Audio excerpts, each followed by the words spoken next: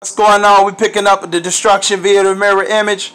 Chapter 1 to take off 29 to the end of the chapter. We're going to finish off chapter 1. Here we go. It seemed like we were playing truth or dare all night and the limits were expanded to anything goes. But by that time, there were only a few people left and we decided to just cut out and quit. It was hard to go to sleep that night. I tossed and turned in my bed, adrenaline trembling, since I knew the next day the launch would take place. I was so nervous. I had butterflies and all kinds of dreams about what might happen. Manny and I kept playing spades and dominoes. Give me 15 points, homie, slamming the bones up against the table. As Manny slapped the dominoes hard against the table, I replied, I will be definitely sending you to the boneyard, so get ready, book player. Now we're playing a real man's game. Now you hear me?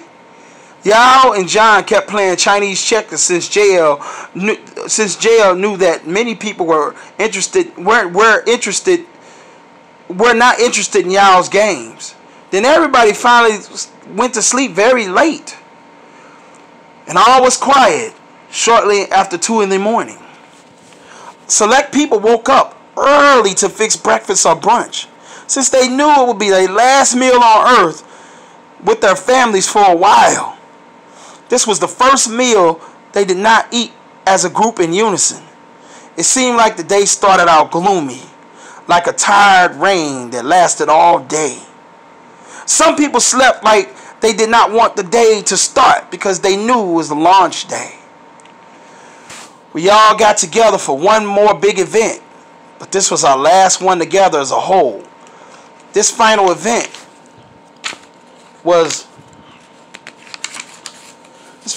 was a trip to the zoo.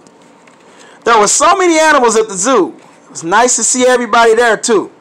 It made me feel proud to see everybody in attendance. Some of us took pictures with the animals, reminding them that it marked the last time they will be on Earth with their fellow astronauts before the voyage. I actually took a shot of me next to an elephant.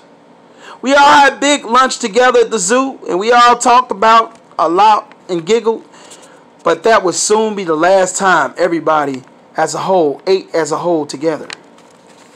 Finally, they all left the zoo and everybody headed back to their appropriate hotels and lounge to make sure each of the basic 12 had packed efficiently for the launch. In addition, the company's relatives had to get back to their rightful places as well, to pack and leave for their own homes. Moreover, husbands kissed wives and kids were in tears, knowing that he or she would not see their parent for a little while. So much crying and emotional feeling was felt.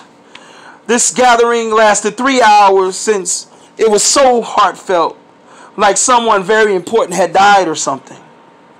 I cried on this day, and most of the company did too. My 4 kids wished me well, and they understood my situation because I told them beforehand and I was on my way.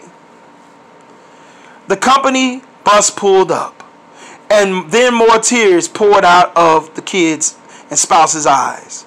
Like it was really going to happen. Saying goodbye was about the hardest thing to do for everybody.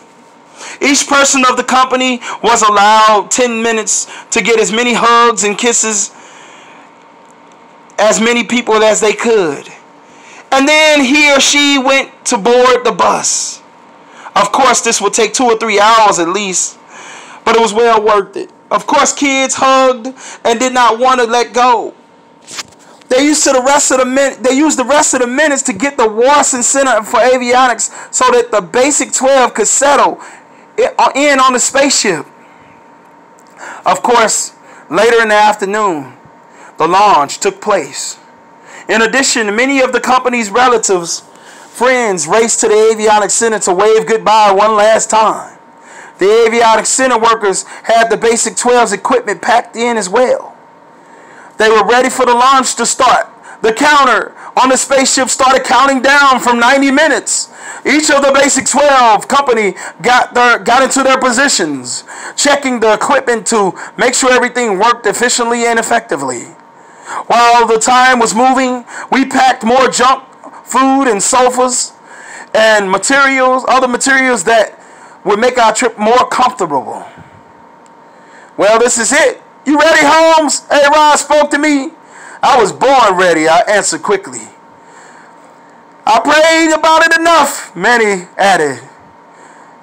Everything will be okay. Just keep positive thinking, you guys, Perea yelled.